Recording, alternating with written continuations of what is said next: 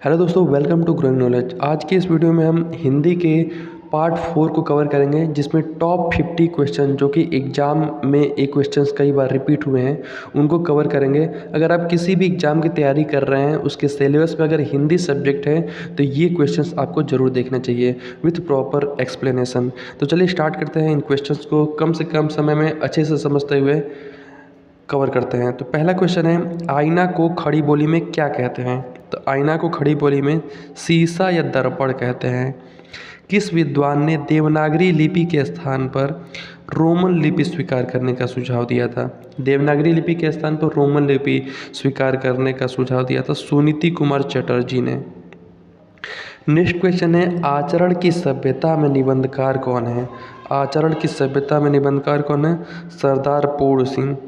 एक पंजाबी कवि थे जो मतलब ये जो निबंधकार है आचरण की सभ्यता उन्होंने दिया था। अनामिका काव्य किसके द्वारा रचित है? अनामिका काव्य किसके द्वारा रचित है? निराला के द्वारा रचित है। क्वेश्चन है, सिंहासन हिल उठे राजवंशों ने भ्रुकुटी तानी थी, प्रस्तुत पंक्तियाँ किस कवित्री की हैं? तो ये किस कवित्री की हैं? देखिए, ये झांसी की रानी की एक कविता है जिसको लिखा है सुभद्रा कुमारी चौहान ने। उसमें क्या लिखा है इन्होंने, इस मतलब एक कोई कविता है, उस कविता में ये लाइन है, सिंहासन हिल उठे राजवंशों ने। झांसी की रानी वाली आपने कहानी सुनी होगी, उसमें उनकी ये एक लाइन है। झांसी की रानी कविता से लिया गया है, ठीक है। और अगर इसमें पूछा गया कि कौन सा रस है, तो इसमें तो है वीर रस है। 1991 में पहला सरस्वती सम्मान किसे दिया गया? तो 1991 में पहला सरस्वती सम्मान दिया गया था हरिवंश राय बच्चन को। इनमें से कौन सा घोष वर्ड नहीं है? तो ठ हमारा जो है ठ घोष वर्ड नहीं है, ठीक है। घोष वर्ड कौन कौन से होते हैं? य, र, ल, व, ह, ये सब क्या है? घोष वर्ड हुआ।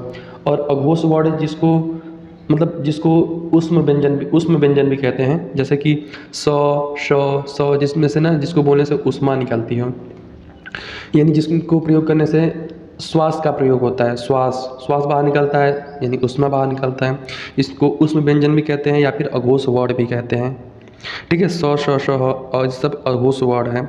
य, र, ल, व ये सब घोष वर्ड है। ठ हमारा क्या हुआ? ये घोष वर्ड नहीं है। स्पर्श व्यंजन कौन सा है? देखिए, क, ख, ग, घ, क से लेके यानी 25 वर्ड स्टार्टिंग का ये सब स्पर्श व्यंजन होता है। क, ख, ग, घ, अंग, च, छ, ज, इ, ट, ठ, ड, अ, त, थ, द, न, प, प, म, ये सब क्या है? स्पर्श व्यंजन है। ठ या ये स्पर्श व्यंजन हुआ है। बाकी स, श, श ये सब अघोष वर्ड या फिर उष्म व्यंजन भी कहते हैं। नेक्स्ट क्वेश्चन है, निम्नलिखित में अच्छ का उचित तद्भव शब्द बताइए। अच्छी तद्भव मतलब क्या? हिंदी बताना है। अच्छ क्या है? ये तत्सम है। तत्सम है संस्कृत वर्ड। तद्भव को क्या कहते हैं? Hindi word. The short trick के तौर पे आप समझ सकते हैं। तद्भव यानी हिंदी शब्द और तत्सम यानी संस्कृत शब्द। तो अच्छ का आप तद्भव शब्द बताना है। अच्छ मतलब क्या होता है? आँख होता है। आँख के अंधे नाम नैन सुख का अर्थ क्या होता है? नाम के विपरीत गुण होना। मकर का पर्यायवाची शब्द क्या है? मकर मतलब मत्स्य, ठीक है। नेक्स्ट क्वेश्चन है, निम्नलिखित शब्दों में इंद्र किसका समानार्थी है? इंद्र का समानार्थी होता है वासव, ठीक है। भुजा किसको बोलते हैं? भुजा का पर्यायवाची अगर पूछा जाए तो भुजा मतलब हाथ को बोलते हैं या फिर बाँव को बोलते हैं, हस्त को बोल सकते हैं। कर मीन्स भी भुजा होता है, पहाड़ी मीन्स भी भुजा होता है। तो ये सब भुजा के समानार्थी या फिर पर्यायवाची कह सकते हैं। जगन्नाथ किसको बोलते हैं? भगवान को बोलते हैं, ईश्वर को बोलते हैं, परमात्मा को बोलते हैं जगन्नाथ। धवल किसको बोलते हैं? धवल मतलब सफ़ेद, श्वेत, उजला, ये सब जो होते हैं ये सब धवल के समानार्थी होता है। इंद्र का समानार्थी क्या होता है? इंद्र का वासव। निम्नलिखित में से धूसर शब्द का पर्यायवाची क्या होता है? धूसर मतलब खर। धूसर मतलब क्या होता है? खर मतलब क्या होता है? गदहा, जिसको शीतला माता का एक वाहन के रूप में माना जाता है, जिसको शीतला वाहन भी बोलते हैं। तो धूसर को हम लोग शीतला वाहन भी बोल सकते हैं, चक्रीवान बोल सकते हैं, गर्दभ भी बोल सकते हैं, गधा बोल सकते हैं, गधा बोल सकते हैं। गजवदन किसको बोलते हैं? गणेश जी को बोलते हैं, गजानन को बोलते हैं। शार्दुल ऑप्शन में है। शार्दुल मतलब क्या होता है? शार्दुल मतलब शेर, वनराज, मृगराज, ये सब होता है। करुड़ का विलोम शब्द क्या होता है? करुड़ का विलोम शब्द क्या होता है? करुड़ मतलब निष्ठुर। निर्दय या कठोर, जिसको हम लोग बोलते हैं। दिए गए विकल्पों में व्यष्टि का विलोम क्या है? व्यष्टि, व्यष्टि का विलोम क्या होता है? समष्टि। व्यष्टि मतलब समष्टि। शरद, शरद का विलोम क्या होता है? ग्रीष्म। संधि का विलोम क्या होता है? विग्रह। संवेग दिया हुआ है, संवेग का विग्रह क्या, संवेग का विलोम क्या होगा? असंवेग। दिए गए विकल्पों में दुष्कृत का विलोम बताना है। दुष्कृत, दुष्कृत का विलोम क्या होता है? सिंपल है, सुकृत। दुष्कृत क्या होगा? सुकृत। ठोस का विलोम क्या होगा? तरल। चेतन का विलोम हो गया अचेतन। तटस्थ का पक्षधर। अंबर का अनेकार्थक नहीं है। ठीक है, अंबर मतलब क्या होता है? आकाश होता है। अंबर मतलब आकाश। अंबर मतलब अमृत। अंबर मतलब वस्त्र। इंद्र, इंद्र क्या है? ये अनेकार्थक नहीं है। इंद्र समानार्थक, ये जो है उसका पर्यायवाची नहीं है। ठाकुर, ठाकुर का क्या बताना है? शब्द के असंगत अर्थ क्या है, यानी जिसका अर्थ नहीं है इसमें से, ऑप्शन में से। देखिए ठाकुर किसको बोलते हैं? स्वामी को बोलते हैं, भगवान को बोलते हैं, किसी विशेष जाति विशेष को बोलते हैं। सेवक क्या है? ये इसका विलोम हो गया। ठाकुर का असंगत अर्थ क्या हो गया? सेवक। जिसे बुलाया ना गया हो उसके लिए एक शब्द बताना है।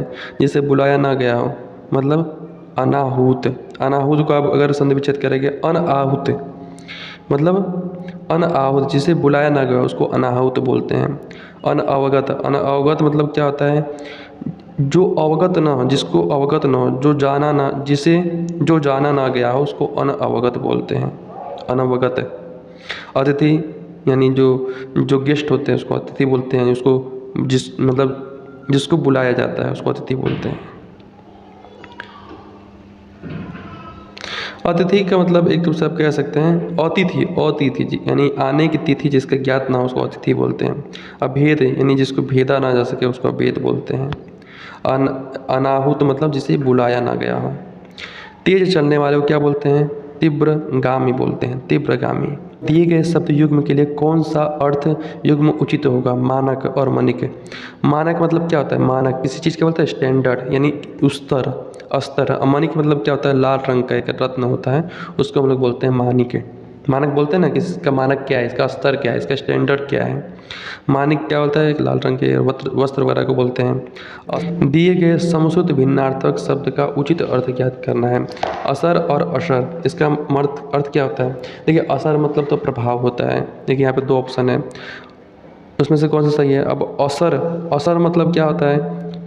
तो असर मतलब होता है वाड़ रहित, प्रभाव और वाड़ रहित। नेक्स्ट क्वेश्चन है शुद्ध वाक्य का चयन कीजिए। माता पिता की शुश्रूषा करनी चाहिए। शुश्रूषा मतलब होता है सेवा, ठीक है, माता पिता की सेवा करनी चाहिए। नेक्स्ट क्वेश्चन है अशुद्ध वाक्य का पहचान कीजिए। इसमें से कौन सा अशुद्ध है? मैं उसे समझा लूँगा। ठीक है, समझा लूँगा नहीं होता है, मैं उसे समझा दूँगा होता है। तो पहला ही ऑप्शन आपका अशुद्ध हो गया। बाकी का ऑप्शन मैं इसे स्वीकृत करता हूँ, सही है। वह अखबार पढ़कर जाएगा। नरेश और राजा स्कूल गए। दिए गए विकल्पों में से शिक्षक का उचित स्त्रीलिंग बताना है। शिक्षक का क्या होता है? शिक्षिका होता है, शिक्षिका। नेक्स्ट क्वेश्चन है निम्नलिखित में से कौन सा शब्द स्त्रीलिंग नहीं है? पानी, ये स्त्रीलिंग नहीं है। निम्नलिखित में से कौन सा शब्द दोनों वचनों में प्रयोग होता है? देखिए कौन सा दोनों वचनों में प्रयोग होता है? तो क्रोध, क्रोध क्या है? दोनों वचनों में प्रयोग होता है। बाकी जूता, जूता को आप क्या लिख सकते हैं? बहुवचन में जूती लिख सकते हैं। बंदरिया को क्या लिख सकते हैं? बंदरियाँ लिख सकते हैं। पक्षी को पंछी वृंद भी लिख सकते हैं। कौन सा शब्द बहुवचन है? देखिए हस्ताक्षर हमेशा बहुवचन में होता है। बहुत इंपॉर्टेंट क्वेश्चन है। खबरदार, उससे बात नहीं करनी, या किस कारक का विकल्प होगा? खबरदार ये क्या है? संबोधन। ये जो आपका जो चिन्ह है वो संबोधन का है। हम कलम से लिखते हैं, इस वाक्य में कलम से कौन सा कारक है? देखिए कर्ता ने कर्म को करण से, तो कर्ण कारक हो गया। थोड़ा सा में किस प्रकार का विशेषण है? थोड़ा सा में परिमाणवाचक विशेषण है। जिसकी लाठी उसकी भैंस, इसमें कौन सा सर्वनाम है? जिसकी लाठी उसकी भैंस मतलब जिसकी उसकी मतलब ये क्या कर रहा है? दो अलग अलग शब्दों को क्या कर रहा है? जोड़ने का काम कर रहा है। तो ये क्या कर रहा है? जोड़ने का काम कौन करता है? संबंधवाचक सर्वनाम।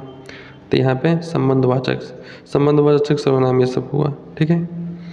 हथियाना, चिकनाना किस प्रकार की क्रिया है? हथियाना, चिकनाना ये सब क्या है? नाम धातु क्रिया है। नेक्स्ट क्वेश्चन है, तुम चाहते हो कि मैं आऊँ।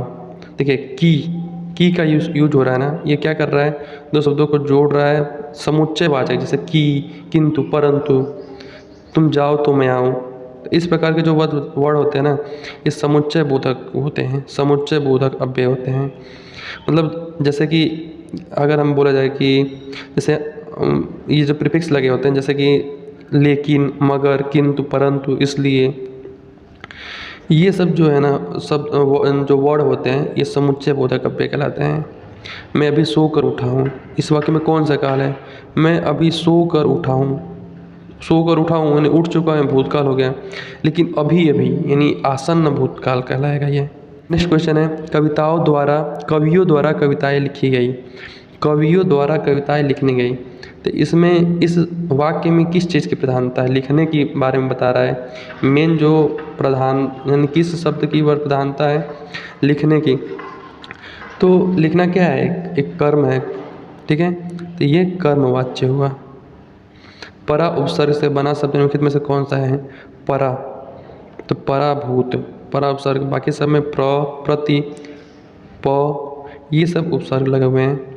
मिलाप में कौन सा प्रत्यय है? मिलाप पीछे जो लगा हुआ है, मिल धन आप, मिलाप। सु धन आगत, सु प्लस आगत, इसकी संधि क्या है? स्वागत। उ और आ मिलकर वाह हो जाता है, ठीक है, उ और आ मिलकर वो हो जाते हैं, वो आधा वो। पंच तत्व, इसमें से आपको क्या करना है? समास विग्रह करना है। देखिए पंच तत्व, इसका मतलब क्या हुआ? 5 तत्वों का समूह। चेहरे की हवाइयाँ उड़ना, इस मुहावरे का सही अर्थ क्या हुआ? चेहरे की हवाई उड़ान, घबरा जाना। लेखकों के उपनाम किस विराम चिन्ह के भीतर लिखे जाते हैं? तो लेखकों के उपनाम एकहरा उद्धरण चिन्ह। एकहरा, देखिए जब एक लेखकों के जो उपनाम होते हैं ना, वो एकहरा उद्धरण चिन्ह यानी जो कामा होता है ऊपर के साइड में, वो एकहरा रहता है, एक रहता है। और जब कोई चीज़ ऐसे बिल्कुल ज्यों का त्यों लिखना होता है, जैसे कोई किसी ने कोई नारा दे दिया कि जय जवान जय किसान, या फिर मैं तुम मुझे खून दो मैं तुम्हें आज़ादी दूंगा, इस प्रकार के वर्ड बिल्कुल ज्यों का त्यों बोले जाते हैं। किसी भी वाक्य में अगर फिट भी करना हो तो इसको अलग से डबल इन्वर्टेड कामा में लिखा जाता है, दोहरा उद्धरण चिन्ह के द्वारा, तो वो सब ज्यों का त्यों लिखे जाते हैं। और किसी का उपनाम वगैरह लिखना हो तो वो इकहरा उद्धरण चिन्ह के बीच में लिखा जाता है। शांत रस की उत्पत्ति कब होती है? शांत रस की उत्पत्ति होती है संसार से वैराग्य होने पे, ठीक है, संसार से वैराग्य होने पर शांत रस की उत्पत्ति होती है। इसका स्थायी भाव क्या होता है? शांत रस का स्थायी भाव क्या होता है? निर्वेद या फिर उदासीनता होता है। छाया है माथे पर आशीर्वाद सा, छाया है माथे पर आशीर्वाद सा, तो ये क्या कर रहा है? तुलना प्रकट कर रहा है, ठीक है, तो ये उपमा अलंकार है, यानी जहाँ पे तुलना की जाती है वहाँ पे उपमा अलंकार होता है। नेक्स्ट क्वेश्चन है, निम्न पंक्तियों में कौन सा छंद है? रावण रथ रघुवीरा देख विभीषण भयउ अधीरा, अधिक प्रीतिमन भा संदेशा बंद चरण कत सहित सनेसा, ये क्या है? चौपाई है।